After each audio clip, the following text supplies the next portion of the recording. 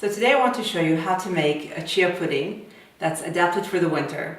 What I mean by adapted for the winter is that I've spiced it up and added some lemon and orange zest to really give it a nice wintry kind of Christmassy taste. Chia pudding is one of my favorite breakfasts, and you can also have it as a dessert or even as a snack because it's full of healthy fats like omega-3, and also chia seeds are a very high source of protein. So what are chia seeds? Chia seeds are actually these little seeds here, and they have this amazing property of actually swelling with liquid, and so they give a very jelly-like texture, which is very nice in puddings. So they're actually one of my favorite superfoods. They're one of the few superfoods that I actually use because they're very versatile. So you will see this pudding really just takes a few minutes to make, and it's something that you can keep in the fridge for several days as well. So we're going to start. I'm going to start by making a lazy version of almond milk. So what I mean by lazy version is that instead of actually soaking the almonds and then blending them with water and straining them with a nut milk bag, I'm just going to use almond butter and mix that with water, and it creates a really nice almond milk as well. So almond butter, just make sure you buy one that has only almonds, no salt or sugar or oil added. And we're going to put 2 tablespoons of this into the blender.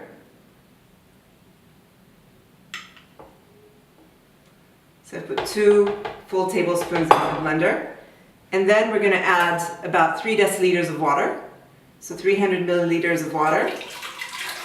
If you do have almond milk or another type of nut milk, you can also just use 3 deciliters of that. You don't have to make your lazy almond milk if you don't need to. So to that I'm going to add my spices. So I have here 4 types of spices. I have nutmeg, cardamom, cinnamon, and cloves, and these really give a nice kind of Christmassy taste. So we're not going to add that much spices, just enough to give it a bit of a taste. So I'm going to start with cardamom. So cardamom is a very strong spice. We're just going to add about 1/4 of a teaspoon. So I just take a normal teaspoon, and I'm just going to put like about 1/4 of that of cardamom. And then I'm going to use my cinnamon, and this is a really easy spice, I would say, and it gives a really nice taste. So I'm going to put a nice, full teaspoon of cinnamon in there. And then again, just about 1/2 teaspoon of cloves, because again, cloves are quite strong spice. So about 1/2 teaspoon. And finally, my nutmeg. And nutmeg is one of those spices that it's really worth buying whole and grinding yourself. So I'm going to use a whole nutmeg, and I'm going to use my grater. And it's really worth also investing in a good grater because you'll use it as well for the lemon and orange zest. And I'm just going to put a little bit in there, you can just eyeball it. It's also quite a strong spice, so not too much. Depends how much you like nutmeg as well. So to that, I'm going to add my sweetener, and here I've used whole dates. So I have my medjool dates, which is a larger variety, and I just open them up, cut them in half, take the seed out, very important for your pour blender, and that's it. So I'm just going to put 2. I find that spices tend to sweeten the chia pudding quite a lot, so you don't actually need that much of a sweetener. If you don't have dates, you can also use honey or maple syrup, but I personally like dates. So that's it. So you have your chia pudding here, and now you're just going to blend everything together. So it's going to make a little bit of noise, and then we're going to add the chia seeds and the lemon and orange zest. So here we go.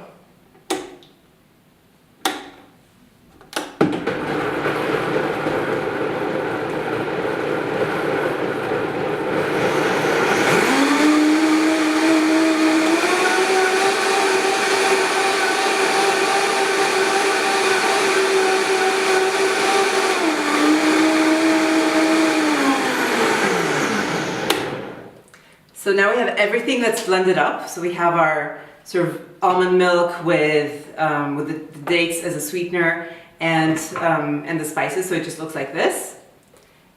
And now we're just going to add in the lemon and orange zest. So what I've done is just taken an organic lemon and an organic orange. I've just used the zester, so the same one I used for the nutmeg, and I've created just some zest. And this really gives it a nice kind of wintry taste. And also, a lot of the vitamins of the orange and lemon are in the peel, so it's a very healthy part of the fruit. And then you can also just put the lemon or orange back into the fridge and use the juice for something else. And I'm just going to put in my chia seeds. We have here about 40 grams or 1/4 cup of chia seeds. I'm just going to put it in.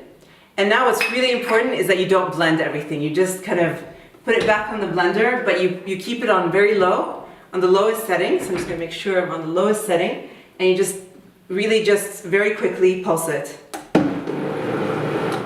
Just like that. And that way we're sure to not overmix our chia pudding. And that's it. So now it's ready, but it looks very liquid. So what we're going to do is just put it into a jar and put that in the fridge and leave it for at least 2 hours until it becomes solid like this. So you can see that the chia pudding, once it's ready, is really solid. You can actually turn it upside down. And you can keep it in the fridge for several days and just eat it whenever you feel like it. So it's a very practical breakfast to have on hand when you don't have time to prepare something in the morning. So that's it. So I hope you found this helpful. Thank you and see you soon.